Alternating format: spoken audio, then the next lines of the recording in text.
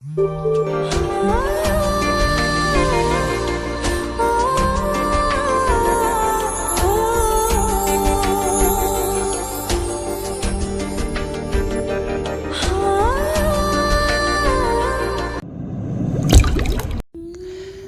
বন্ধুরা, গল্পটা সম্পূর্ণ কাল্পনিক, বাস্তবের সাথে যার বিন্দু মাত্র মিল নেই। অনুগ্রহপূর্বক সম্পূর্ণ গল্পটা না দেখে কেউ কেটে যাবেন না, তাহলে গল্পের কিছুই বুঝতে পারবেন না। তুফান বছরে একবার আসে, আর যখন আসে সবাই ফাঁসে, পুলিশও বাদ যায় না। সোফায় বসে মিঠুনের তুল কালাম সিনেমা দেখছিলাম, তখনই কে যেন পিছন থেকে কানটা টেনে ধরলো।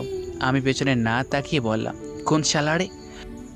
পেছন থেকে কান ছেড়ে দিয়ে সামনে আস্তে আস্তে আমার বন্ধু সিয়াম বলল, বলেছি না আমার কোনো বোন নেই, তাহলে বারবার শালা কস কেন? শালা হলো মহাব্বতের ডাক, তাই যে কাউকে শালা ডাকা যায়। দেখলেন তো, আপনাদেরকে পরিচয় দিতেই ভুলে গেছি। আপনাদের সাথে আমি আছি, আমি ঈশান আহমেদ অনিক, এবার অনার্স প্রথম বর্ষের ছাত্র। বাবা মা আর আমি এই নিয়ে আমাদের পরিবার। বাবার একটা ছোটো ব্যবসা আছে, আর মা গৃহিণী। এতক্ষণ যার সাথে কথা বলছি সেটা আমার চুতিয়া ফ্রেন্ড সিয়াম। সব গল্পের মতো এই গল্পেও আমাদের সাথে থাকছে। কিরে, কি এত বকবক করছিস? আর কলেজে নাকি এখানে বসে সিনেমা দেখছিস? কি সিনেমা? ও, তুল কালাম। হ্যাঁ, কিন্তু এটা তো পুরনো সিনেমা। হলেও আমার ভালো লাগে। কথা বাদ দিয়ে যা, গিয়ে রেডি হয়ে আয়। তুই বস, আমি আসছি বলেই রুমে চলে গেলাম। তারপর ফ্রেশ হয়ে রেডি হয়ে মায়ের কাছ থেকে বিদায় নিয়ে সিএমের সাথে কলেজে চলে আসলাম। এসে দেখলাম আমাদের সবগুলো ফ্রেন্ড তপু, মাসুম, আলামিন আর মেহেদি বসে কথা বলছে। আমি আর সিয়াম গিয়ে ওদের সাথে যোগ দিলাম। তখন আলামিন বলল, কিরে, এতক্ষণে তোদের আসার সময় হলো? আমি ওকে না আনতে গেলেও ও হয়তো আসতো না। সিয়াম আমাকে উদ্দেশ্য করে বলল কথাটা। কিরে, আজ না আমাদের এবারে ট্যুর নিয়ে মিটিংয়ে বসার কথা? ও, ভুলে গিয়েছিলাম। বলে রাখা ভালো, ছোটোবেলা থেকে আমরা পুরান জিনিস নিয়ে একটু বেশি আগ্রহ। আমার বন্ধুগুলো হয়েছে তেমন, কথায় আসে না, যে যেমন তার সাথে ঠিক তেমন লোকের মিল হয়। আমরা স্কুল লাইফ থেকে সবাই একসাথে আছি, আর প্রতি বছর একবার করে ট্যুরে যাওয়াটা আমাদের একটা অভ্যাস বলতে পারেন। তাই এবারও তার ব্যতিক্রম হচ্ছে না। যেখানেই যাই না কেন, আমরা একটু পুরনো ঐতিহাসিক জায়গায় যাওয়ার চেষ্টা করি। এবারও তেমন কয়েকটা পুরনো জায়গার কথা নিয়ে কিছুক্ষণ মিটিং চললো। তারপর সবশেষে ঠিক হলো গন্তব্য কানাইপুর পোড়াবাড়ি। শুনেছি জায়গাটা নাকি অনেক পুরনো, যেখানে লুকিয়ে আছেন নানান ধরনের রহস্যের বেড়াজাল। জায়গা তো ঠিক হলো, কিন্তু কবে যাওয়া যায় বলতো? মাসের মাঝে দৌড়াদৌড়ি না করলে শুরুতে গেলেই বোধহয় ভালো হয়। সেটাই সবচেয়ে ভালো হবে। তারপর ঠিক হলো সামনের মাসের 1 তারিখ যাওয়া হচ্ছে। বেশ কয়েকটা দিন সেখানে থাকবো। কথা বলতে বলতে ঘন্টা পড়ে গেল। তাই আর সেখানে না বসে আমরা সবাই মিলে ক্লাসে চলে আসলাম। একে একে 4টা ক্লাস শেষ করে বের হলাম। বেরিয়ে গিয়ে সবাই একটা জায়গায় বসলাম। আলোচনাটা আরও কিছুক্ষণ চললো। আরে ভাই, সব তো ঠিকই হয়ে গেল, তারপর আবার এত তর্ক বিতর্ক কিসের বুঝি না। সব ঠিক, যা, যে যার মতো বাসায় যা। সবাই বাসায় চলে গেল, আমিও বাসায় চলে আসলাম। দুপুর হয়ে গেছে, তাই আর দেরি না করে গোসল করে নিলাম।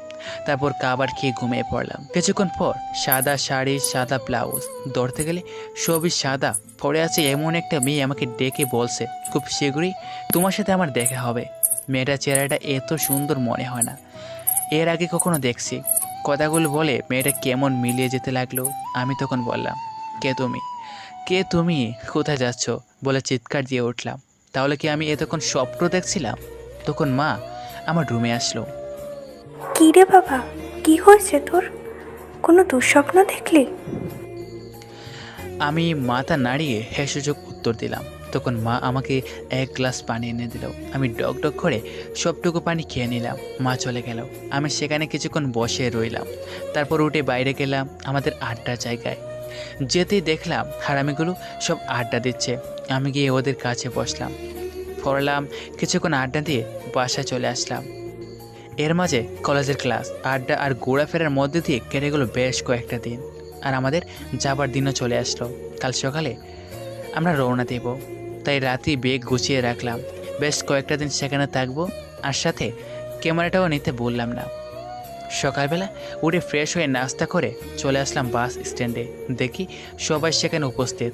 তারপর আমাদের বাসটা খুঁজে উঠে পড়লাম। একটু পর বাস চলতে লাগলো। আমি জানালা দিয়ে বাইরের প্রকৃতি দেখছি। বাসের সাথে কেমন সব জানি দৌড়াচ্ছে। এক মনে তাকিয়ে থাকা মনে পড়লো সেই স্বপ্নের কথাটা। আমার সাথে তোমার খুব শীঘ্রই দেখা হচ্ছে। কথাগুলো মাথা থেকে যেন যেতেই যাচ্ছে না। না, আর যাবেই বা কী করে, কারণ একই স্বপ্ন আমি প্রতিটা দিন দেখছি। এই স্বপ্নের ব্যাখ্যা আমি জানি না, কিন্তু আমার সাথে যে কিছু একটা করতে চলেছে সেটা আমি খুব ভালোভাবে বুঝতে পারছি। আর যাই হোক, যা হবে দেখা যাবে। ভাবনার অবসান ঘটল সিয়ামের ডাকে। কিরে মামা, কি এত ভাবছিস? কই কিছু না তো। আমাদের নির্দিষ্ট গন্তব্যে পৌঁছাতে পৌঁছাতে দুপুর হয়ে পড়ল। বাস থেকে নেমে সেখানকার কিছু লোকদের কাছে জিজ্ঞেস করলাম যে এখানে পুরো বাড়িটা কোন দিকে। কথাটা শুনে সবাই যেন কেমন করে আমাদের দিকে তাকাচ্ছিল। এক পর্যায়ে সবাইকে জিজ্ঞাসা করতে করতে যখন হয়রান, তখন একটা আমাদের সমবয়সী লোক আমাদের পুরো বাড়িতে নিয়ে আসতে রাজি হলো। সে বলল, আপনারা আমার সাথে আসুন। বলি লোকটা চলতে শুরু করলো। আমরা সবাই তার পিছনে যেতে লাগলাম।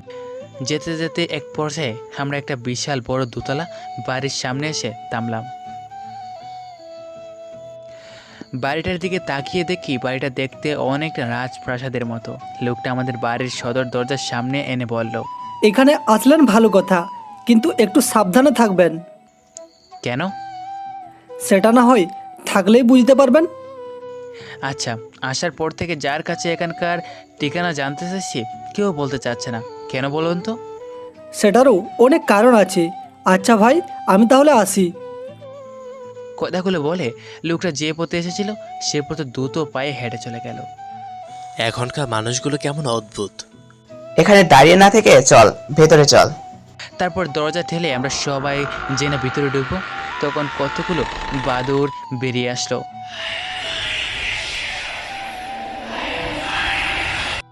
বাদুড়ের চিৎকারে বয়ে তপু মাসুমের কোলে উঠে গেল। তাই দেখে আমরা সবাই হাসতে হাসতে শেষ। তখন তপু নিজেকে স্বাভাবিক করে বলল, আমি তো একটু মজা করছিলাম। হয়েছে ভাই তো ঢপ মারা। তুই কি বলতে চাচ্ছি? আমি ভয় পেয়েছি। না, ও তা বলতে যাবে কেন? তুমি তো বীর পালোয়ান, তুমি আবার কখনো ভয় পাও নাকি? এইবার তো ভিতরে চল। তারপর সবাই মিলে ভিতরে গেলাম।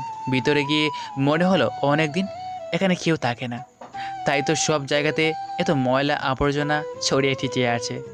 সবাই মিলে পুরো বাড়িটা ঘুরে দেখতে লাগলাম। কিছুক্ষণ ঘোরাঘুরি পরে এসে সব এক জায়গায় দাঁড়ালাম। তারপর ঠিক করলাম ঘোরাঘুরি তো অনেক করা যাবে, তাই এখন থাকার জায়গাটা ঠিক করতে হবে। সবাই মিলে ঠিক করলাম উপরে যাওয়ার সময় সিঁড়ির ঠিক পাশের রুমটায় আমরা থাকবো। তারপর রুমটা পরিষ্কার করতে লাগলাম। পরিষ্কার করতে করতে বিকাল হয়ে গেল। তখন মেহেদি গেল খাবার আনতে। পরিষ্কার করতে গিয়ে হাতে পায়ে অনেক ময়লা জমে গেছে, তাই ফ্রেশ হওয়ার জায়গাটা খুঁজতে লাগলাম। তখন বাড়ির পেছন থেকে মাসুম ডাকতে লাগলো, অনেক, তপু, আলমিন, সিয়াম, কোথায় তোরা? বাড়ির পেছনের দিকটাতে আয়।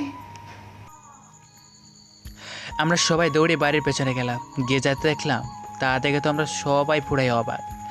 আসলে বাড়ির পেছনে এত সুন্দর একটা গাঁটলা বাঁধানো পুকুর, যেটা মনে হয় না আগে কখনো দেখেছি। সবাই মিলে সেখানে ফ্রেশ হয়ে কিছুক্ষণ বসে রইলাম। একটু পর মেহেদি ডাকতে লাগলো, কি রে, তোরা সবাই কোথায় গেলি? অনেক, মাসুম, তপু, সিয়াম, আলামিন কই তোরা? মেহেদি তুই বাড়ির পেছনের দিকটা একবার আয়। আমার কথা মতো মেহেদি একটু পর আসলো, হয়তো পায় অবাক। তারপর ও ফ্রেশ হতে আমরা সবাই ভিতরে গিয়ে দুপুরের খাবার খেয়ে নিলাম। থাকার জন্য কাঠ যেটা ছিল তো ভাঙা, তাই আমরা ফ্লোরে বিছানা করছি। সেখানে রেস্ট নিতে লাগলাম। হ্যাঁ রে, এভাবে বিশ্রাম নিলে রাতে কি পেট ভরবে? তা তো ভাবিনি। তপু, মাসুম আর আলামিন, যা গিয়ে বাজার করে নিয়ে আয়। ওকে বস, যাচ্ছি। ওরা চলে গেল।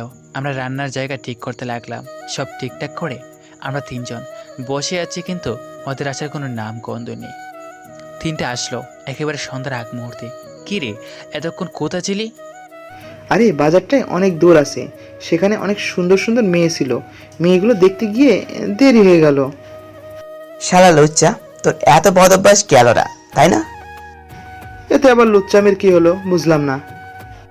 কথা বলা শেষ হলে সবাই মিলে হাতে হাতে কাজ কর, যাতে রান্নাটা তাড়াতাড়ি শেষ হয়। সবাই হাতে হাতে সাহায্য করে রান্না করতে গিয়ে 9টা বেজে গেল। তারপর সবাই ফ্রেশ হয়ে খেতে বসে গেলাম। খাবার খাওয়া শেষ করে সবাই কিছুক্ষণ আড্ডা দিলাম। আড্ডা দিতে দিতে প্রায় 11টা বেজে গেল। তখন মেহেদি বলল, সারা রাত গল্প করলে ঘুমাবি কখন? তখন আমরা সবাই শুয়ে পড়লাম। চারদিকে সুংসাং নীরবতা, ঝিঝি পোকার ডাক, আর মাঝে মাঝে বেশি আসছে শিয়ালের আর্তনাদ। এখানকার মানুষগুলোর মতো পরিবেশটাও বেশ অদ্ভুত। অনেক জায়গায় গিয়েছে, কিন্তু কখনো এমন তারা জায়গায় আগে যায়নি। বেশ কিছুক্ষণের মধ্যে সবাই ঘুমিয়ে পড়ল, কিন্তু আমার চোখে ঘুম নেই। তাই আমি বিছানার এপাশ ওপাশ করতে লাগলাম। হঠাৎ করে কিছু একটা আওয়াজ পেলাম। ভাবলাম মনের ভুল, তাই আবার ঘুমানোর চেষ্টা করলাম। তখন আবারও শব্দ আসলো। এবার ভালো করে খেয়াল করে শুনতে লাগলাম। না, এটা আমার মনের ভুল না। কিছুক্ষণ শুনতে লাগলাম। এবার আওয়াজটা বেশ গাঢ় হতে লাগলো, আর সাথে নুপুরের শব্দ বেশি আসতে লাগলো। তখন আমার একটু বয়ে বয়ে লাগতে শুরু করলো। আমার পাশে সিয়াম শোয়া ছিল। আমি ওকে ডাকলাম, সিয়াম, এই সিয়াম, শুনছিস? সিয়াম ঘুম ঘুম চোখে বলতে লাগলো, কিরে, কি হয়েছে? একটু ঘুমাতে দিবি না নাকি? আমি যেন কিছু শব্দ শুনলাম। কিসের আবার? রাতে তো কত কিছুরই শব্দ হয়, তুইও তেমন কিছু একটা শুনছিস। না রে, আমি একটু অন্যরকম শব্দ শুনলাম। বাঁচি না বকে ঘুমা, আর আমাকে ঘুমাতে দে। বলে সিয়াম ঘুমিয়ে পড়লো। কিছুক্ষণ পর শব্দটা আবার আসতে লাগলো। মনে হচ্ছে দোতলায় কেউ হাঁটাহাঁটি করছে। না হলে এত জোরালো আওয়াজ আসার কথা নয়। নানা ধরনের ভয়, ভীতি আর চিন্তা নিয়ে ঘুমিয়ে পড়লাম। পরদিন সকালে ঘুম থেকে উঠে চোখ খুলে দেখি অন্ধকার। হে কি, আমি অন্ধ হয়ে গেলাম নাকি? তারপর অনেকক্ষণ হাতাহাতি করার পর কিছু একটা মাথার উপর থেকে সরিয়ে খেয়াল করলাম আমার লুঙ্গি মাথায় ডেকে গেছিলো, তাই এতক্ষণ মাথা খুঁজে পাচ্ছিলাম না। এরপর লুঙ্গি ঠিক করে বসে এক একটার অবস্থা দেখে আমি তো হাসতে হাসতে শেষ। মেহেদির লুঙ্গি মাথায় উঠে গেছে, তপুর লুঙ্গি খুলে গলার মালার মতো হয়ে গেছে, আর মাসুম, সিয়াম আর আলামিন, ওদের কথা কী বলবো, ওদের লুঙ্গিগুলো খুলে পায়ের গোড়ায় পড়ে আছে। এইসব দেখে আমি কিছু পেটে হাত দিয়ে হাসতে লাগলাম। এরপর ব্যাগ থেকে ক্যামেরাটা বের করে ওদের কিছু ছবি তুলে রাখলাম। এরপর হাসতে হাসতে সবাইকে ডেকে তুললাম। ওরা উঠে সবাই সবার অবস্থা থেকে তাড়াতাড়ি করে লুঙ্গি ঠিক করতে লাগলো। আমার তো হাসি থামছে না। সবাই মিলে কিছুক্ষণ হাসলাম। তারপর আমি ওদের রাতের সব ঘটনা খুলে বললাম, কিন্তু ওরা কেউ বিশ্বাস করলো না। ওটা তোর মনের ভুল হবে হয়তো, তাই আর না ভেবে আমরা সকাল খাবার খেয়ে গ্রামটা দেখতে বেরোলাম। অনেকক্ষণ ঘুরলাম আর ফটো শ্যুট করলাম। দুপুরের খাবারটা বাইরে খেলাম। ঘুরে ফিরে আস্তে আস্তে বিকেল হয়ে গেল। আগের দিনের মতো সবাই মিলে রান্না বান্না করলাম। রান্না করে রেখে ঠিক করলাম চা খেতে যাব। তাই সব কিছু গুছিয়ে বেরিয়ে গেলাম টং দোকানে। উদ্দেশ্য সেখানে গিয়ে চায়ের অর্ডার করলাম, আর আমরা বসে গল্প করতে লাগলাম। এরই মাঝে দোকানদার এসে চা দিয়ে খেলো। চা খাচ্ছিলাম আর আমার নানান ধরনের কথা বলছিলাম। খেয়াল করে দেখলাম 8টা বেজে গেছে। তাই আমি সবাইকে বললাম এবার যাওয়া দরকার। চায়ের বিলটা দিয়ে ফিরে আসলাম পুরা বাড়িতে। এসে ফ্রেশ হয়ে রাতের খাবার খেয়ে নিলাম। কিছুক্ষণ রেস্ট নিতে লাগলাম। তখন সবাই সারাদিন কী কী করলো বলতে লাগলো। আমি ভাবছি অন্য কথা, বাড়িটা কেমন গা জমজমে ব্যাপার আছে। দিনের বেলায় কিছু বোঝা যায় না, কিন্তু রাত হলে বেশ বোঝা যায়। আমাকে গভীরভাবে চিন্তা করতে দেখে সিয়াম বলল, কে, আমরা এত কথা বলছি আর তুই চুপ করে আছিস কেন? বলতো কি হয়েছে তোর? না কিছু না, কথাটা কাটাতে বললাম। কথা না বলে ঘুমিয়ে পড়ে। সবাই শুয়ে পড়লো। কিছুক্ষণের মাঝে ঘুমিয়ে পড়লো। একটু পর কালকের মতো আজও আবার সেই নুপুরের আওয়াজ আসতে লাগলো। একবার এদিক যায় তো আরেকবার ওদিক। সারা রাত আর এই শব্দে ঘুম হলো না। কিন্তু একটা জিনিস বুঝতে পারলাম না, এত জোরে জোরে আওয়াজ হচ্ছে, ওরা কেউ শুনতে পাচ্ছে না, শুধু আমি শুনছি। বিষয়টা কেমন বেশ করে ভাবাচ্ছে। সব জন কেমন তালগুল পাকিয়ে যাচ্ছে। কি এমন আছে এই বাড়িতে আমাকে জানতেই হবে। সেদিন রাতে কোনোরকম ঘুমিয়ে পড়লাম। পরদিন খুব সকাল সকাল উঠে ফ্রেশ হয়ে বেরিয়ে পড়লাম। ওরা সবাই ওঠার আগে তারপর হাঁটতে হাঁটতে গিয়ে পৌঁছালো সেই টংটার দোকানে। দোকানদার মাত্র দোকান করলো, কেউ এখন এসে সারতে পারেনি। তখন দোকানদার বলল, মামা আপনারে কি চা দিমু? তা দিতেই পারো, কিন্তু আমার যে কিছু জানার ছিল। কি জানতে চান কন? আমি ওই পুরা বাড়ির সম্পর্কে জানতে চাই। দোকানদার আমার কথা শুনে ঠায় দাঁড়িয়ে আমার দিকে তাকিয়ে রইল। কি হলো মামা, কিছু বলছো না যে? হঠাৎ ওই বাড়ি সম্পর্কে জানতে চাইতেছেন কেন? কিছু হয়েছে নাকি? না, তেমন কিছু হয়নি, তবে জানার প্রবল আগ্রহ আছে। আমরা তো তেমন বলতে পারবো না, তবে এলাকার এক বৃদ্ধ প্রবীণ খুড়ো, সে এই সম্পর্কে ভালো বলতে পারবে। সে কোথায় তাকে বলতে পারবে? সোজা গিয়ে ডানে একটা মোড় আছে, ওইখানে গিয়ে প্রবীণ খুড়োর নাম জিজ্ঞেস করলে যে কেউ বলে দেবে। আমি চাটা শেষ করে বিলটা দিয়ে বললাম, আসি মামা, পরে দেখা হবে বলে চলে আসলাম দোকানদারের দেখানো পথে। কষতে কষতে গিয়ে পৌঁছালাম প্রবীণ খুড়োর বাড়িতে। দেখলাম একজন বৃদ্ধ বয়সী লোক একটা টুল পেতে বাড়ির উঠানে বসে আছে। তখন আমি গিয়ে ওনাকে সালাম দিলাম। উনি সালামের উত্তর নিল। কে বাবা তুমি? চাচা, আপনি আমাকে চিনবেন না, আমি অনেক দূর থেকে এসেছি আপনার কাছে কিছু জানার জন্য। পুটির মা, বাড়িতে মেহমান আইছে, চা নাস্তা দিয়ে যাও। বলো বাবা, কি তুমি জানতে চাও? আমি আপনাদের এলাকায় পুরা বাড়ির সম্পর্কে জানতে চাই। আমার কথা শুনে দোকানদারের মতো প্রবীণ খুড়ো আমার দিকে তাকিয়ে রইল। কি হলো চাচা, কোনো সমস্যা? তাহলে বলতে হবে না, বলে যেই না আমি উঠতে আসবো তখনই প্রবীণ খুড়ো বলল, আরে বসো বসো, কই যাও? এ আর এমন কি কথা? অনেকে এই বাড়ির সম্পর্কে জানতে চাই। আমি ছোটবেলা থেকে ওই বাড়িটা দেখছি। এখন তো নাম হয়েছে পোড়া বাড়ি, কিন্তু বাবার মুখে শুনেছি এই বাড়ির নাম ছিল রাজমহল। কোনো এক রাজার বাড়ি ছিল নাকি এই বাড়ি। খুব জাঁকজমক ছিল তখনকার সময়। এর মাঝে একটা মহিলা এসে চা নাস্তা দিয়ে গেল। রাজা ছিল প্রজার সুলভ। রাজার এই সুখ শান্তি দেখতে পারছিল না তার ওই ছোট ভাই। রাজার ছোট ভাইয়ের এই সম্পত্তির উপরে ছিল খুব লোভ। রাজার ছোট ভাই কলে কৌশলে রাজার কাছ থেকে রাজবাড়ি আর সকল সম্পত্তি হাতিয়ে নেয় এবং সেই রাতে তাদের সবাইকে খাবারের সাথে বিষ মিশিয়ে খাইয়ে মেরে ফেলে। পরের দিন যখন সবাই জানতে পারে বিষয়টা, তখন লোকজন চড়াও হয়ে রাজার ছোট ভাইকে আক্রমণ করে এবং লোকের মার খেয়ে ঘটনাস্থলেই মারা যায় রাজার ভাই। আর সেই থেকে ওই বাড়িতে আর কেউ থাকে না। তারপর থেকেই ওই বাড়ির নাম হয়েছে পোড়া বাড়ি। বাড়িটার আনুমানিক 1.5 থেকে 200 বছরের পুরনো। কি হলো বাবা, তুমি চা নাস্তা নিচ্ছ না যে? আমি চায়ের কাপটা হাতে নিলাম। একটা চুমুক দিতে প্রবীণ খুড়ো বলল, কি হলো, তুমি এত কি ভাবছো? না, তেমন কিছু না। আরে হ্যাঁ, এখন আর ওইদিকে তেমন কেউ যায় না। কেন? শুনেছি রাতে নাকি বাড়িটাতে কারো হাঁটার শব্দ পাওয়া যায়। জিন ভূত কিছু একটা হবে হয়তো, তাই আর দিনের বেলাও কেউ আর ওই দিকে যায় না। তুমি এত কিছু জানতে চাচ্ছ কেন বলো তো? আসলে আমার কয়েকজন বন্ধুরা মিলে ওই বাড়িটাতে ঘুরতে এসেছি। খুঁজে আর জায়গা ফেলে না। যাই হোক, সাবধানে থেকো। দিনকাল তো আর ভালো না, বলা তো যায় না কখন কি হয়। চাচা, আজ আমি উঠি। আচ্ছা যাও। বলি চলে আসতে লাগলাম আর ভাবলাম আবাগে মজা। এতদিন তো এমন কিছু একটা করছিলাম, ভূত বলতে যে কিছু নেই সেটা আমি ভালো করে জানি। পড়ে আছে কিনা সেটাও শিওর না। জিন আছে সেটা আমাকে আর বলতে হবে না, কারণ আমি নিজের জিনের সাথে কথা বলছি, শুধু চোখে দেখতে পারিনি। শুনেছি ওদের মাঝে কেউ কেউ ভালো, আবার কেউ কেউ বদ। সব মানুষ যেমন ভালো হয় না, তেমনই ওদের ক্ষেত্রেও তেমনটাই। এখন শুধু দেখার বিষয় ওটা কি হতে পারে। অন্যদিকে সবাই ঘুম থেকে উঠে আমাকে না দেখতে পেয়ে চারদিকে খোঁজাখুঁজি শুরু করে দিয়েছে, আর বারবার আমার ফোনও দিয়েছে, কিন্তু আমি ফোন বন্ধ করে রেখেছিলাম, তার ফোনে পাইনি। আমি পুরা বাড়িতে যেতে ওদের এক গাদা প্রশ্ন, কোথায় গিয়েছিলি, কেন গিয়েছিলি, ফোন কেন বন্ধ ইত্যাদি ইত্যাদি। যাই হোক, ওদের কিছু একটা বলে কাটিয়ে দিলাম। আমার জন্য সবাই না খেয়ে বসেছিল, তাই সবাই মিলে খেয়ে নিলাম।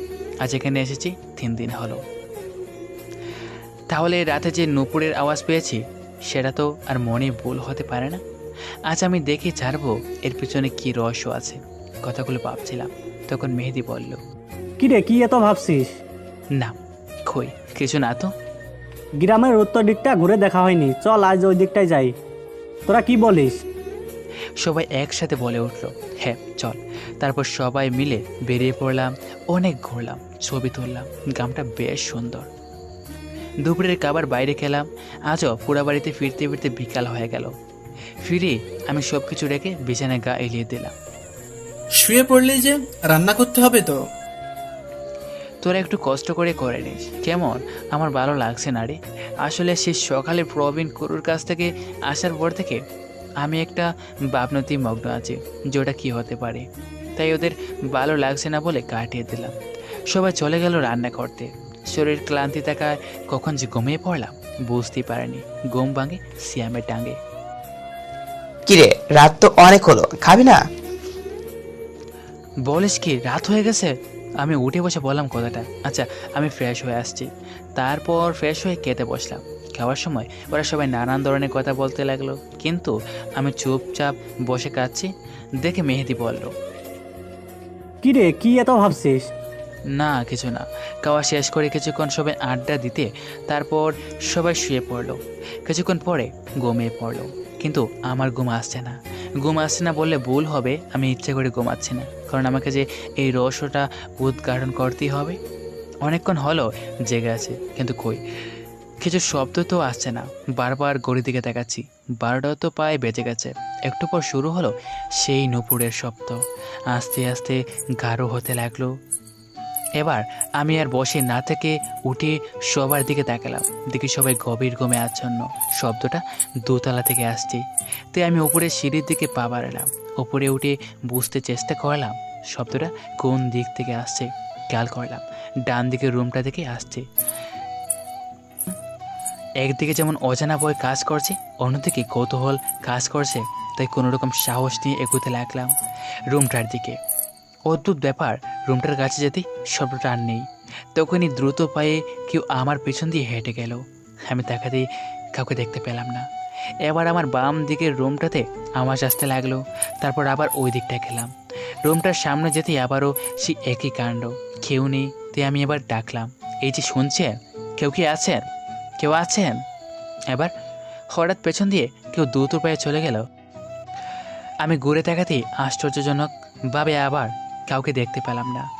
দীর্ঘ 30 মিনিট প্রায় এমনটাই চললো। আমি ডানে গেলে শব্দটা বামে যায়, আমি বামে গেলে ডানে যায়। পেছন দিয়ে বারবার কেউ যেন হেঁটে যায়, কিন্তু কাউকে দেখতে পাচ্ছি না। মনে হয় কেউ আমার সাথে মজা করছে। কথাটা ভেবে যখনই নিচে নামতে যাব তখনই চিলেকোঠার দিক থেকে শব্দটা আসতে লাগলো। এবার স্পষ্ট বোঝা যাচ্ছে কেউ ছাদের দিকে যাচ্ছে। তাই আমি আর দেরি না করে ছাদের দিকে পা বাড়ালাম। আমি যতই এগোচ্ছি শব্দটা ততই উপরের দিকে যাচ্ছে। যেতে যেতে প্রায় একটা সময় ছাদে গিয়ে থামলাম।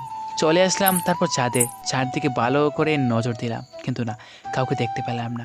এবার আমার অনেকটাই ভয় হতে লাগলো। একটু আগে তো শব্দ ছাদের দিকে আসলো, তাহলে কোথায় গেল? এদিক ওদিক তাকিয়ে যখন কাউকে দেখতে পেলাম না, তখনই পেছনে ফিরে যেই না চলে আসতে যাব তখনই মনে হলো আমি যে কিছু একটা দেখলাম। পেছনে ঘুরে তাকাতেই আমি তো পুরোই তো হয়ে গেলাম। দূরে ছাদের রেলিংয়ে দাঁড়িয়ে কেউ একজন ছাদ থেকে পা ঝুলিয়ে বসে আছে। এতক্ষণে আমার আর বুঝতে বাকি রইল না যে যার পায়ের শব্দ শুনে এখানে এসেছি সেই ব্যক্তি। দূর থেকে ভালো বোঝা যাচ্ছে না ছেলে না মেয়ে। তাই আমি গুটি গুটি পায়ে এগিয়ে যেতে লাগলাম।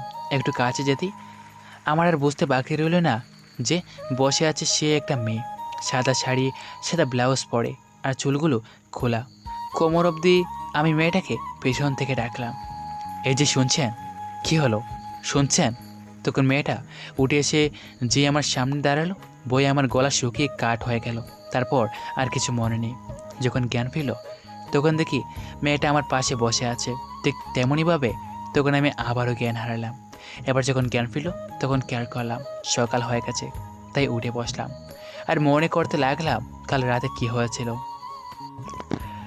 তাহলে শুনুন, কাল রাতে যখন মেয়েটিকে আমি ডাকলাম, মেয়েটি আমার দিকে তাকিয়ে তার পিঠে পাকা জাতীয় কিছু একটা দিয়ে রেলিংয়ের ওপর উড়ে এসে আমার সামনে দাঁড়ালো। তার চোখ দিয়ে মনে হচ্ছে আগুন জ্বলছে, আর চেহারাটা এতটা ফর্সা যা বলার মতো না।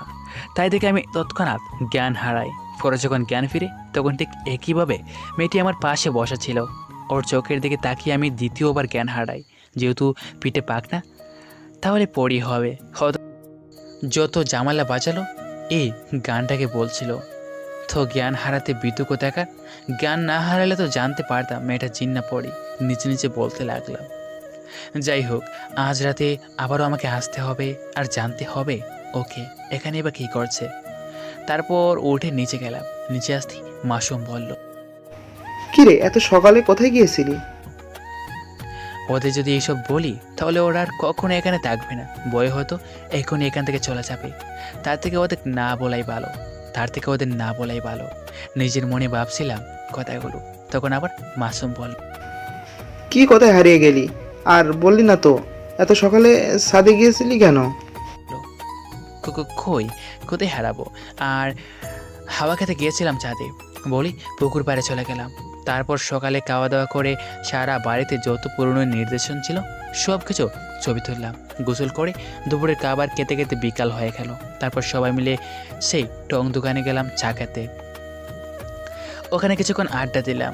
আড্ডা দিয়ে পুরা বাড়িতে ফিরতে রাত হয়ে গেল। এরপর সবাই মিলে রান্না বসিয়ে দিলাম।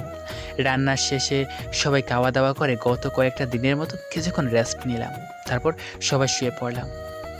শোয়ার পর আমি শুধু বারবার ঘড়ির দিকে তাকাচ্ছিলাম কখন 12টা বাজবে। দেখতে দেখতে অপেক্ষার পর কাটলো। 12টা বেজে গেল। আমি উঠে বসলাম।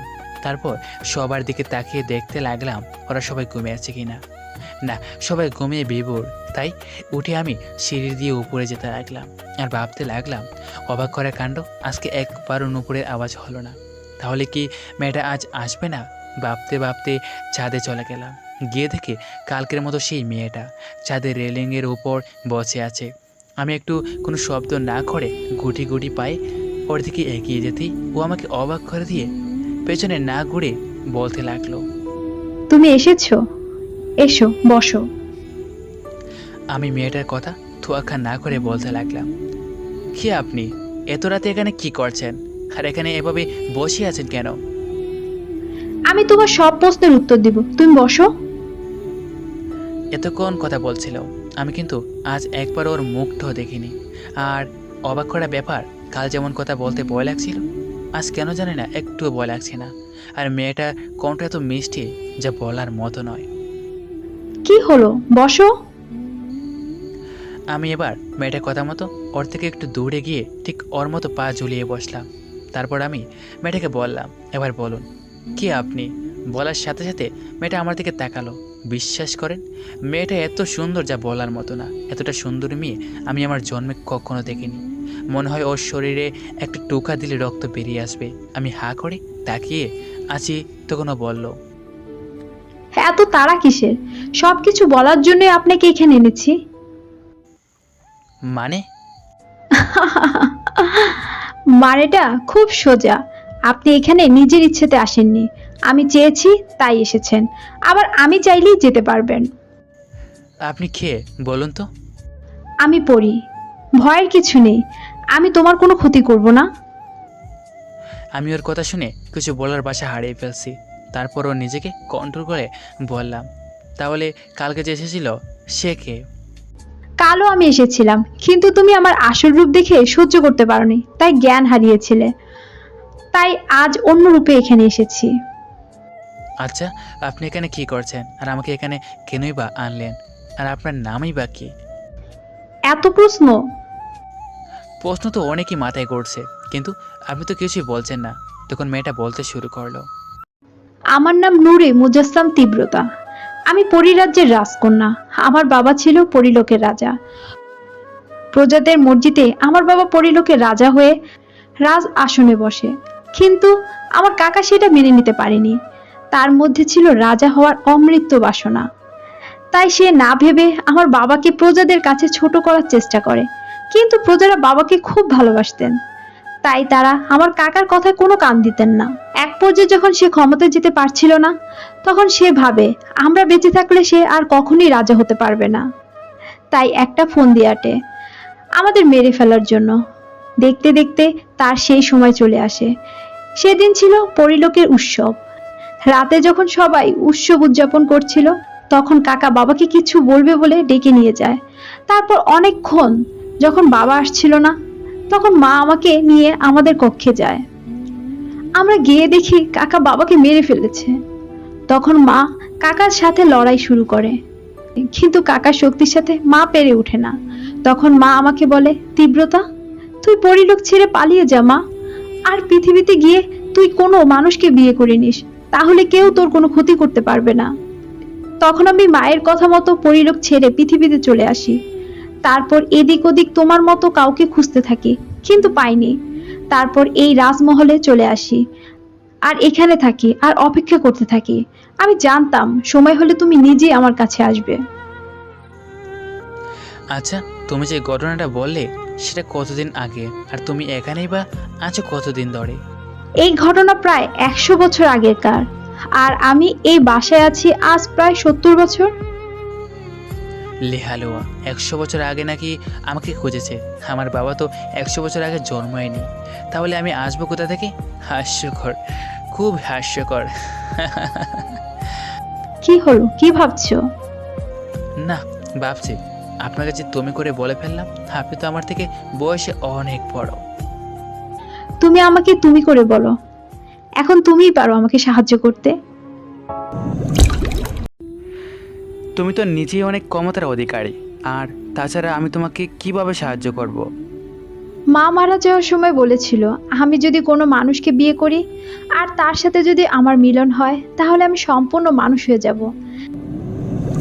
তাহলে আমার কাকা আর আমাকে কিছু করতে পারবে না। সে অনেকবার এখানে এসেছিল, কিন্তু আমাকে পায়নি, পেলে আমাকে মেরে ফেলবে। এখন তুমি আমাকে এই বিপদের হাত থেকে বাঁচাতে পারো। তুমি তো তার সাথে লড়াই করতে পারো। আমার কাকার এখন অনেক শক্তি, বাবার যা শক্তি ছিল এখন সব কাকার কাছে। আর তিনি আমার উপর কালো জাদু করেছে, যার কারণে আমার সব শক্তি ধীরে ধীরে নষ্ট হয়ে যাচ্ছে। যখন আমার সব শক্তি শেষ হয়ে যাবে, তখন আমি মারা যাব। এখন তুমি আমাকে বাঁচাতে পারো। কিন্তু কিভাবে? আমাকে বিয়ে করে। অসম্ভব। তুমি কি বলছো বুঝতে পারছো? তুমি একটা পরী, আর আর আমি একটা মানুষ। এছাড়া আর কোনো উপায় নেই। আমার হাতে খুব অল্প সময় আছে, আর তুমি আমাকে বিয়ে করার পর তো আমি মানুষ হয়ে যাব। তাতে তো আর তোমার কোনো সমস্যা নেই। এই মুহূর্তে বুঝতে পারছিলাম না আমার কি বলা উচিত বা কি বলবো। আচ্ছা, তুমি আমাকে একটু বাবার সময় দাও। আচ্ছা ঠিক আছে, আর অনেক রাতও তো হলো, যাও গিয়ে ঘুমিয়ে পড়ো। আর তুমি কোথায় যাবে? আমি আছি তোমার আশেপাশে। ওর কথা মতো আমি উঠে আসলাম আর সিঁড়ির দিকে পা বাড়ালাম। তারপর কি মনে করে যেন আবার পেছনে ফিরে তাকালাম, কিন্তু তীব্রতাকে আর কোথাও দেখতে পেলাম না। কি আশ্চর্যের বিষয়, এক নিমিষেই কোথায় গেল মেয়েটা? এটাই বোধহয় মানুষের থেকে ওদের পার্থক্য, এই আছে এই নাই। ভাবতে ভাবতে নিচে চলে আসলাম, তারপর চুপচাপ ঘুমিয়ে গেলাম। পরদিন সকালে প্রতিদিনের মতো ফ্রেশ হয়ে খাওয়া দাওয়া করে ঘুরতে বের হলাম। সবাই অনেক ছবি তুলছে, আনন্দ করছে, কিন্তু আমি আমি কেন জানি না কিছুতেই মন দিতে পারছি না। তাই বারবার সিয়াম, মেহেদি জিজ্ঞেস করছে কি হয়েছে, কিন্তু আমি ওদের এড়িয়ে যাচ্ছি, বলছি কিছু হয়নি। সারাদিনের ঘোরাঘুরি শেষ করে পোড়াবাড়ির অর্থাৎ রাজমহলে আসলাম। সবাই ফ্রেশ হয়ে রাতের রান্না করতে গেল, আর আমি বসে বসে ভাবতে লাগলাম এখন কি করব। আমার কি করা উচিত, নাকি এখান থেকে চলে যাব? না না, সেটা তীব্রতার সাথে অন্যায় করা হবে। একটা মেয়ে বিপদে পড়ে আমার কাছে সাহায্য চাইছে, আর আমি তাকে রেখে কাপুরুষের মতো পালিয়ে যাব? এটা ঠিক হবে না। অনেক গভীর ভাবনায় বিবুড়ের মাঝে সবাই রান্না শেষ করে এসেছে। তারপর খেতে যেতে বলল তপু। সবাই খেতে আসলাম। খেতে বসে সবাই কাঁদছে আর গল্প করছে, আর উল্টো দিকে অনেক শুধু ভাত নাড়াচাড়া করছে। ওর এমন অবস্থা দেখে আলামিন বলল, কি রে, কি হয়েছে তোর? সে সকাল থেকে দেখছি কেমন যেন ভাবনা ডুবে আছিস। না কিছু না। তাহলে খাচ্ছিস না কেন? কাচ্ছি তো, বলে খেতে লাগলাম। আমার ভাবনায় তো শুধু তীব্রতা করছে, ওর বলা প্রত্যেকটা কথা শুধু কানে বাজছে। যাই হোক, খাবার খেয়ে শেষ করে প্রতিদিনের মতো সবাই শুয়ে পড়লো। তারপর দেখতে দেখতে 12টা বেজে গেল। আমি চুপি চুপি উঠে ছাদে চলে আসলাম। এসে দেখি আগের দিনের মতোই তীব্রতা বসে আছে। আমি ওর কাছে যেতেই ও বলল, তুমি এসেছো, বসো। আমি গিয়ে ওর পাশে বসলাম। কিছুক্ষণ আমাদের মাঝে নীরবতা বিরাজ করলো। তারপর নীরবতা ভেঙে তীব্রতা বলতে লাগলো। কি ভাবলে? আমি কি বলবো বুঝে উঠতে পারছি না, তাই বললাম, এছাড়া আর কোনো উপায় নেই এই বিপদ থেকে বাঁচার? না নেই, থাকলে তো সেটা করতাম। আচ্ছা, তুমি কি ভাবলে বললে না তো? আচ্ছা, অন্য কাউকে বিয়ে করে নাও, তাহলে তো সমস্যার সমাধান হয়ে যাবে। আর আমার মধ্যে কি এমন আছে যে আমাকে বিয়ে করলে তুমি বিপদ থেকে বেঁচে যাবে? অন্য কাউকে বিয়ে করলে যদি হতো, তাহলে আমি সেটা অনেক আগেই করতাম। তোমার মধ্যে আছে নিষ্প্রাপ্যতা, আর আমি এতদিন যাকে খুঁজেছি সে তুমি। ওর কথা শুনে আমি কিছুক্ষণ চুপ করে রইলাম। দেখে ও বলল, বুঝতে পেরেছি তুমি রাজি নও, আর আমি চাই না তোমার মনের বিরুদ্ধে কিছু হোক। কারণ আর 10টা সাধারণ মানুষের মতো আমি তো আর মানুষ নই। তুমি ভালো থেকো। ওর কথাগুলো শুনে আমি নিচের দিকে তাকিয়ে রইলাম। তারপর ওর দিকে তাকাতে দেখলাম ও নেই। আমি দপ করে উঠে দাঁড়ালাম আর ওকে ডাকতে লাগলাম। কোথায় গেল মেয়েটা? তীব্রতা, এই তীব্রতা, কোথায় তুমি? তীব্রতা, প্লিজ আসো না। অনেকক্ষণ ডাকাডাকি করলাম, কিন্তু আর কোনো সারার শব্দ পেলাম না। তাই নিরাশ হয়ে ফিরে আসতে হলো নিচে। এসে শুয়ে পড়লাম, কিন্তু কিছুতেই আর ঘুম আসছে না। আর বারবার আমার মনে হচ্ছে আমি ওর সাথে অন্যায় করলাম। আজকে যদি ও মারা যায়, তাহলে তার জন্য দায়ী থাকবো আমি। কথাগুলো ভাবতে ভাবতে সকাল হয়ে গেল। একটু পর সবাই ঘুম থেকে উঠে সারা রাত ঘুমানো হয়নি, তাই বোধহয় চোখটা লাল হয়ে আছে। তা সিয়াম বলল, তুই কি রাতে ঘুমাসনি? না, এমনি। তারপর সবাই মিলে পুকুরে গিয়ে ফ্রেশ হয়ে নিলাম। ফ্রেশ হতে হতে ভাবলাম ওদের বিষয়টা বলা উচিত, কিন্তু কি করে বলবো। ফ্রেশ হওয়া শেষ হলে এরপর টং দোকানে গিয়ে নাস্তা করে রাজমহলে ফিরে আসলাম। আসার পর দেখলাম সবাই ব্যাগ গোছাচ্ছে। তখন আমি ওদের জিজ্ঞেস করলাম, কী রে, তোরা ব্যাগ গোছাচ্ছিস কেন? আজ না আমাদের ফিরে যাওয়ার কথা, তোর মনে নেই? দেখতে দেখতে কোথা দিয়ে 7টা দিন কেটে গেল বুঝতে পারিনি।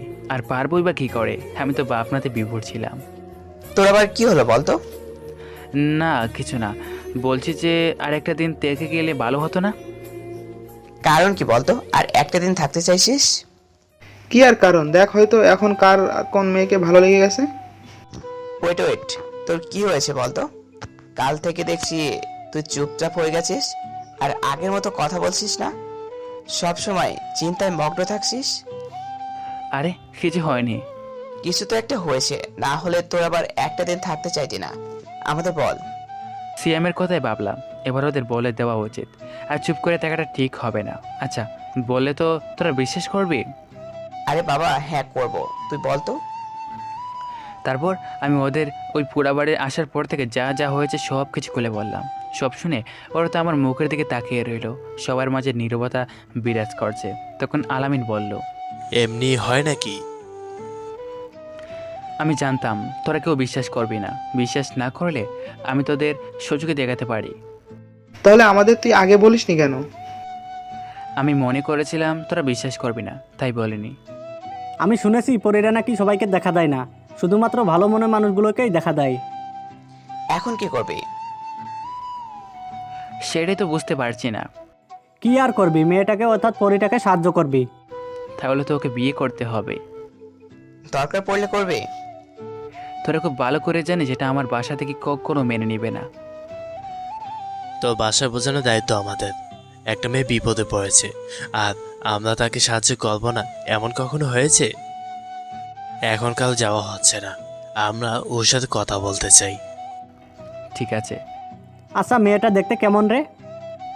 আমি কিছুই বলবো না, তোরা নিজের চোখেই দেখেছিস। তারপর আর কি ওদের রাজি করিয়ে আরেকটা দিন থাকার জন্য প্রস্তুতি নিতে লাগলাম। তবে আজ আর তেমন বাইরে বেরোলাম না। আজকে সবার মাঝে কেমন একটা নীরবতা বিরাজ করছে। কেউ তেমন কথা বলছে না, বলবে বা কী করে। এটা কোনো যেমন তেমন ব্যাপার না, একেবারে ভৌতিক ব্যাপার। দেখতে দেখতে অপেক্ষার প্রহর কাটলো। আসলো সেই রাত। খাওয়া দাওয়া শেষ করে সবাই প্রস্তুত হতে লাগলাম। আজকে আর ঘুম তো দূরের কথা, কেউ কেউ শুই পর্যন্ত নেই। আমার খুব টেনশন লাগছে, কি হবে তা ভেবে এরপর 12টা বাজলো। আমরা সবাই উঠে উপরের দিকে যাওয়ার জন্য পা বাড়ালাম। ছাদে যাওয়ার জন্য যে কয়টা পা বাড়াচ্ছি ততটাই যেন হার্টবিট বেড়ে যাচ্ছে। এক পা দুবার করতে করতে চলে আসলাম ছাদে, কিন্তু আজকে আর তীব্রতাকে দেখতে পাচ্ছি না। অনেকক্ষণ এদিক ওদিক দেখলাম, কিন্তু না, ও নেই। তখন তখন শ্যাম বলতে লাগলো, কিরে কই কাউকে তো দেখতে পাচ্ছি না। বুঝতে পারছি না কি বলবো। কাল হয়তো আমার চুপ করে দেখা দেখে ও আজ আসেনি। এবার আমি চিৎকার করে বলতে লাগলাম, তীব্রতা, এই তীব্রতা, পড়ি কোথায় তুমি? দেখো আমি এসেছি, প্লিজ তীব্রতা তুমি আসো, একবার অন্তত দেখা দাও। তীব্রতা, আমি তোমার সব কথায় রাজি, প্লিজ তুমি আসো। তীব্রতা, এই তীব্রতা। অনেক কথাগুলো বলতে বলতে হাঁটু করে চাঁদের ফ্লোরে বসে পড়ে। ওর চোখ দিয়ে আপনি আপনি কেন জানি পানি চলে আসে। সেটা ওর নিজের অজানা, কেমন একটা অজানা ভয় কাজ করছে। ও কি আর আসবে না? তাহলে কি অনেক ওকে ভালোবেসে ফেললো? তা কী করে হবে? 2 দিন কীভাবে ভালোবাসা যায়? হ্যাঁ, হয় ভালোবাসা কোনো দীর্ঘ যুগের সময় প্রয়োজন হয় না, এক মুহূর্তে দেখাতেও ভালোবাসার সৃষ্টি হতে পারে। আর চোখের পানি তো তার জন্য আসে যাকে তুমি ভালোবাসো। অনেক এবার বলতে লাগলো, আজ আজ আমার জন্য একটা জীবন নষ্ট হয়ে যাচ্ছে। একটু পর অদৃশ্য একটা আওয়াজ এলো। তুমি এখানে এসেছো কেন? কথা শুনে অনেক চারিপাশে তাকাতে লাগলো। কি হলো, কথা বলছো না যে? আর তুমি তো আমার কথায় রাজি নও, তাহলে এখানে কেন এসেছো? পড়ি, কই তুমি? প্লিজ একবার আমার সামনে আসো। দেখো আমার বন্ধুরা এসেছে তোমার সাথে কথা বলতে। তুমি ওদের এখানে এনেছো কেন? ওরা তোমার সাথে কথা বলতে চায়। তুমি একবার সামনে আসো, আর আমি তোমার সব শর্তে রাজি। প্লিজ তুমি সামনে এসো। এবার সবাই মিলে বলতে লাগলো, দেখুন আপনি যদি সামনে না আসেন তাহলে আপনার সাথে আমরা কথা বলবো কী করে, তাই প্লিজ আপনি সামনে আসুন। এই কথা বলার পর পরীটা অদৃশ্য থেকে আস্তে আস্তে আবার সামনে আসলো। দৃশ্যমান হওয়ার পর সবাই পরী থেকে এক দৃষ্টিতে তাকিয়ে লইল। একটা মেয়ে যে এতটা সুন্দর হয় সেটা বোধহয় ওদের জানা ছিল না। তীব্রতা কিন্তু ওর নিজের রূপে আসেনি, এসেছে মানুষের রূপে। এরই মধ্যে অনেক গিয়ে হঠাৎ করে পরীটাকে জড়িয়ে ধরে। ঘটনাটা এত দ্রুত ঘটলো, সবাই একটু না অনেকটাই অবাক হয়েছে। এবার অনেক বলতে লাগলো, কোথায় গিয়েছিল তুমি? তুমি জানো আমার কতটা ভয় হচ্ছিল? আমি মনে করেছিলাম তুমি আর আসবে না। ছিলাম তোমার আশেপাশেই, আর আমি জানতাম তুমি আমাকে ডাকবে, কারণ মানুষ চিনতে আমি ভুল করিনি। আপনাদের হলে আমরা কি একটু কথা বলতে পারি? তখন অনেক তীব্রতাকে ছেড়ে দেয়। আমরা ওর মুখে সব শুনেছি আর বুঝতে পেরেছি যে আপনি অনেক বড় বিপদে আছেন। আচ্ছা, আপনি ওকে সত্যি বিয়ে করতে চান? আমি তোকে বলেছি, একবার ওর সাথে আমার স্বামী স্ত্রীর সম্পর্ক হলে আমি চিরদিনের জন্য মানুষ হয়ে যাব। তাহলে আর মনে হয় না কথা বলার দরকার আছে? একটু সমস্যা আছে ওর বাসায়, কিন্তু প্রথমে রাজি হবে না। তবে আপনি কিছু ভাববেন না, আমরা ওর বাবা মাকে রাজি করাবো। তাহলে কাল আপনি আমাদের সাথে যাচ্ছেন। তারপর তীব্রতার সাথে আরও কিছুক্ষণ কথা বলে আমরা নিচে চলে আসলাম। এখন কেন জানি না মনে শান্তি লাগছে। এরপর ঘুমিয়ে পড়লাম। পরদিন খুব ভোর ঘুম থেকে উঠে ফ্রেশ হতে সবাই পুকুরের পাড়ে গেলাম। তখন সবাই বলাবলি করতে লাগলো, পরের কথা শুধু বইয়ে পড়েছি আর শুনেছি, কিন্তু কাল নিজে চোখে দেখলাম। পরীরা যে এত সুন্দর হয় সেটা আমার জানা ছিল না। ওখানে আমাদের আরও কিছুক্ষণের মতো কথা হলো। তারপর রাজমহলে ফিরে আসলাম। এসে থেকে তীব্রতা আমাদের বিছানায় বসে আছে। আমি ওকে প্রশ্ন করলাম, তুমি কখন আসলে? এই তো মাত্র। কেন, আজ না আমাকে তোমাদের বাসায় নিয়ে যাবে? হ্যাঁ। তাহলে তোমরা রেডি হয়ে নাও, আমার এখানে বেশিক্ষণ থাকাটা নিরাপদ না।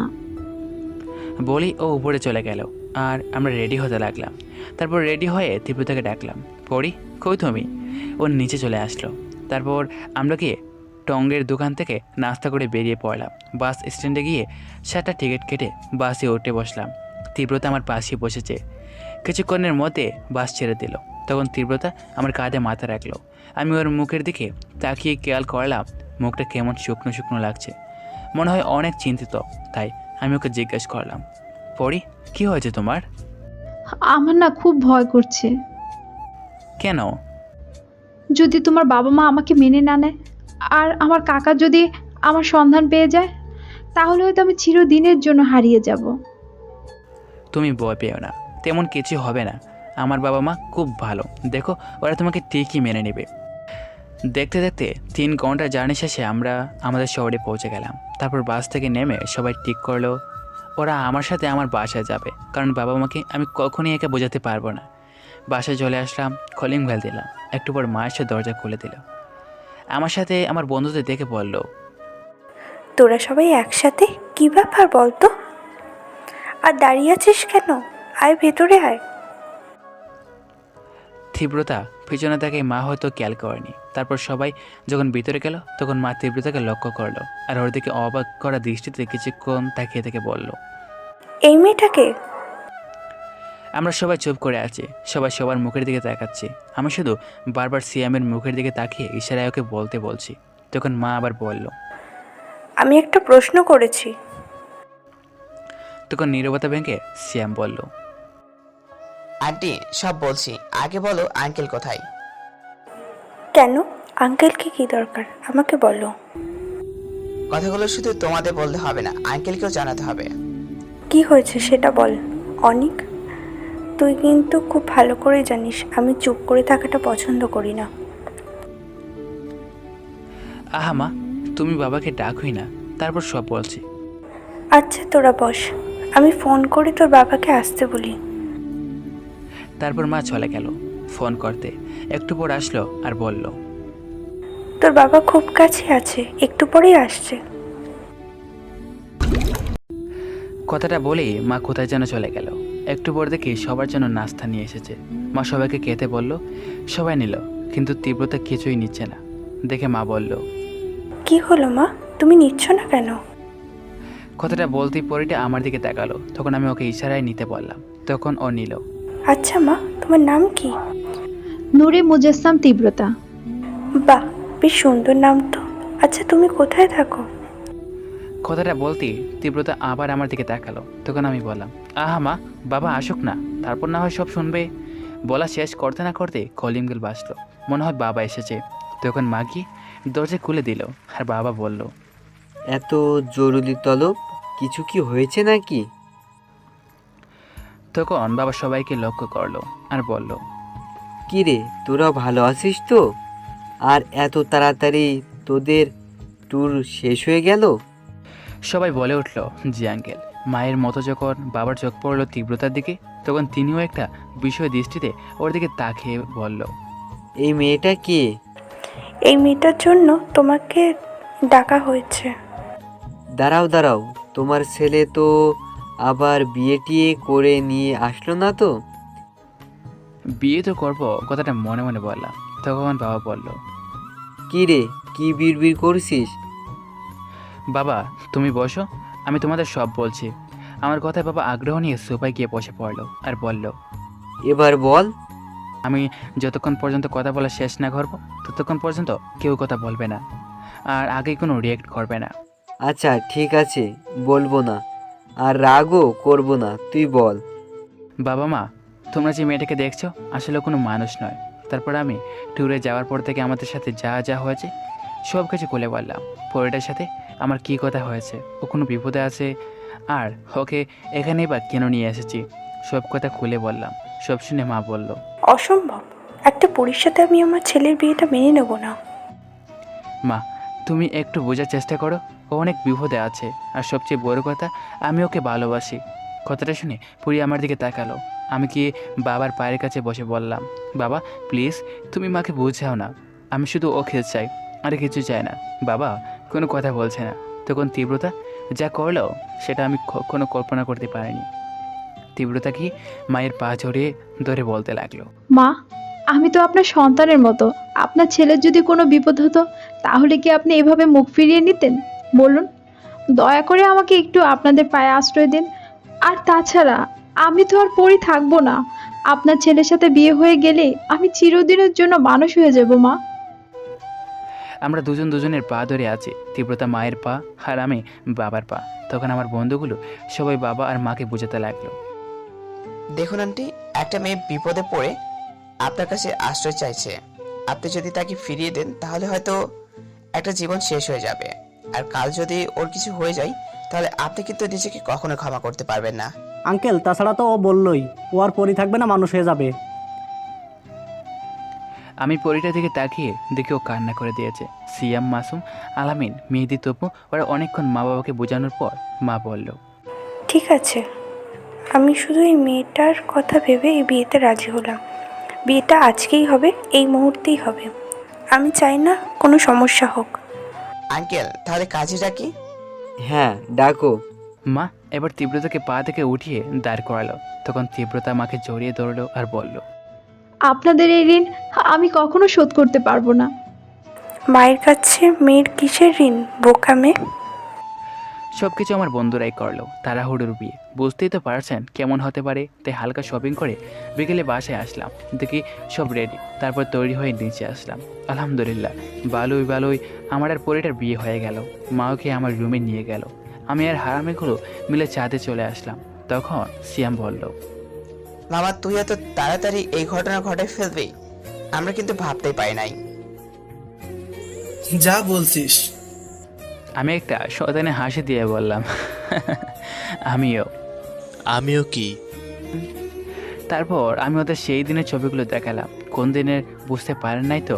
আসলে রাজমহলে গিয়ে যেদিন সকালে উঠে দেখলাম একটার লঙ্গি ঠিক নাই, ওই ছবিগুলো তুলে রাখছিলাম। ওইগুলো আমি ওদের বললাম, দেখো মামা কেমন ফটোগ্রাফি করছি। দেখলেন, একে বলে বন্ধু, কেমন ইজ্জতের ফালুদা বানাই দিল। মার্কেটে এই ব্যাপারটা জানাজানি হলে পেস্টিজের 12 দোকানি 24টা বাইজে যাব।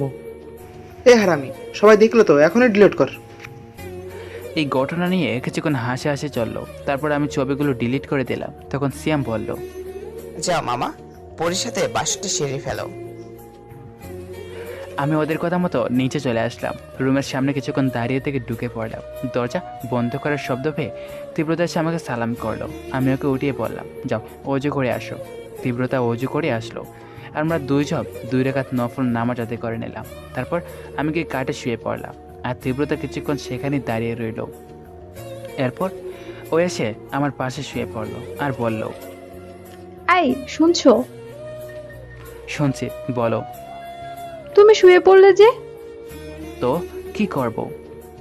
বাসর রাতে কি করে সেটা তো তোমরা ভালো জানো। আর তুমি আমার থেকে স্বামীর অধিকার নিবে না? আমার যেটা দায়িত্ব ছিল সেটা তো করেছি।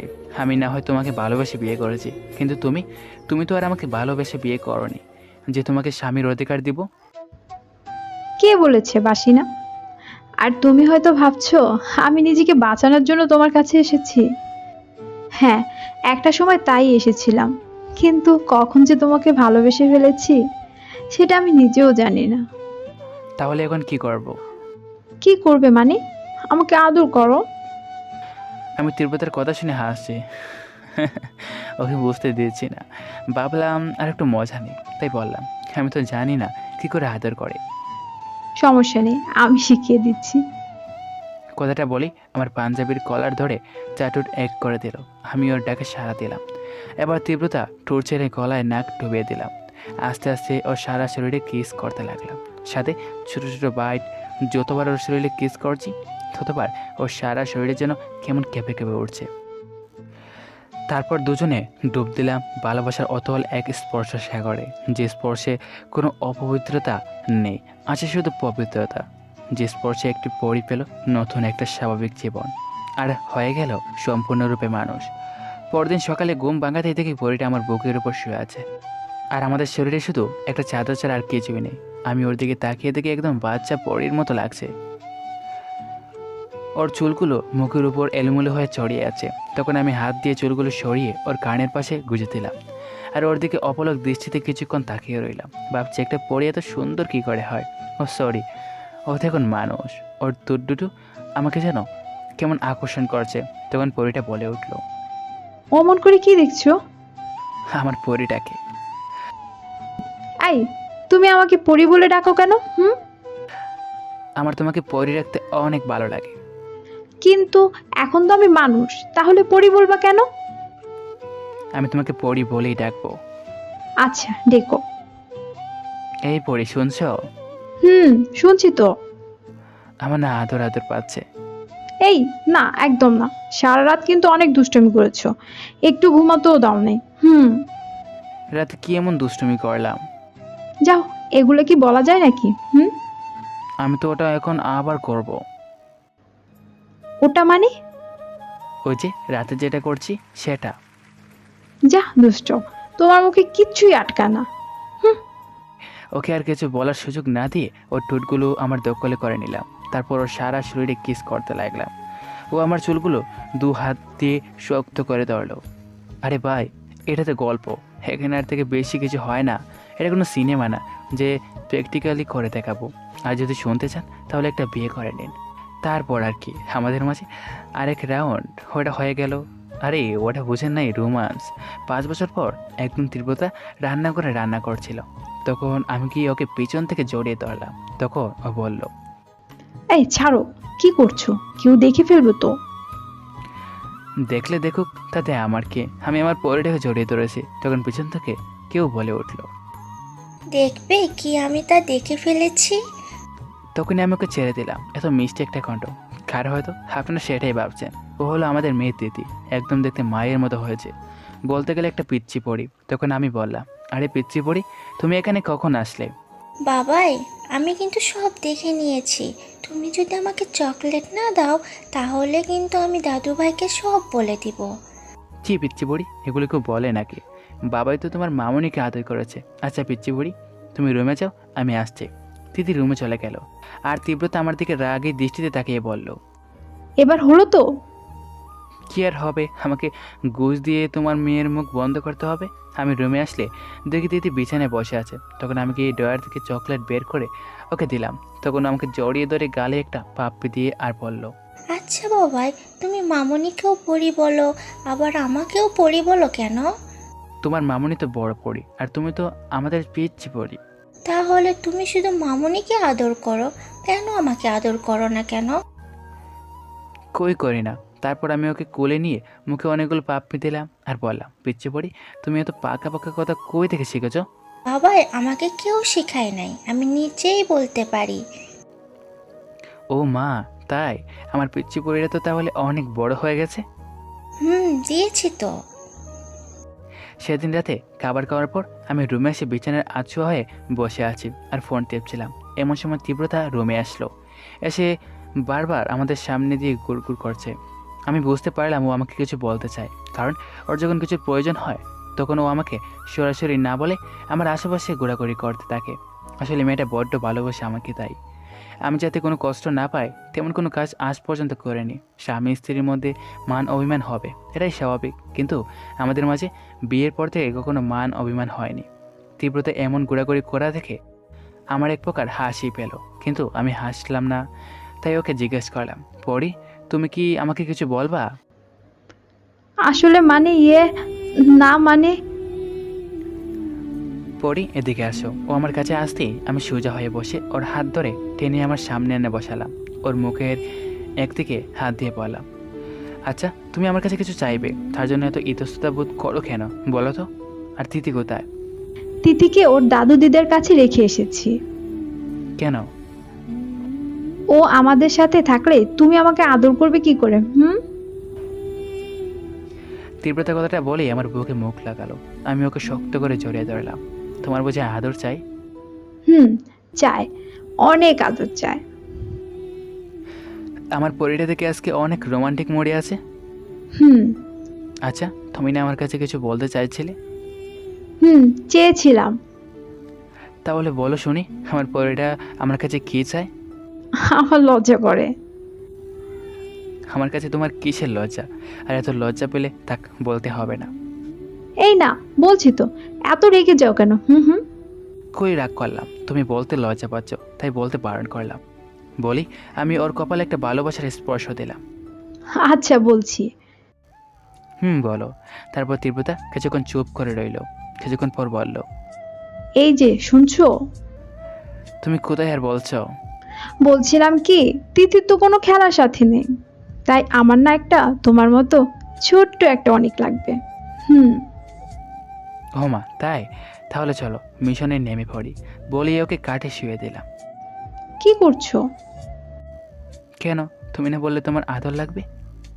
তোমার কি কিচ্ছুই মাথা থাকে না? তোমার পাঠক পাঠিকেরা যে দেখছে সেটা কি ভুলে গেছো? তাই তো, একদম মনে নেই। দাঁড়াও, আমি লাইটটা অফ করে দিয়ে আসি। এই যে লাভ স্টেশনের বাইয়া এবং আপুরা, আপনাদের আর দেখতে হবে না। আজকের মতো এখানেই সমাপ্তি। হ্যালো বন্ধুরা, ঈশান আহমেদ অনিক এই এনকে বয়েস অফিসিয়াল চ্যানেলের নতুন রাইটার। এই গল্পটা ছিল ভয়, আশঙ্কা, রহস্য আর রোমান্টিকতা নিয়ে। গল্পটি আপনাদের কেমন লাগলো অবশ্যই কমেন্ট করে জানাবেন এবং পরবর্তী গল্পটা পেতে আমাদের চ্যানেলটির সাথেই থাকবেন।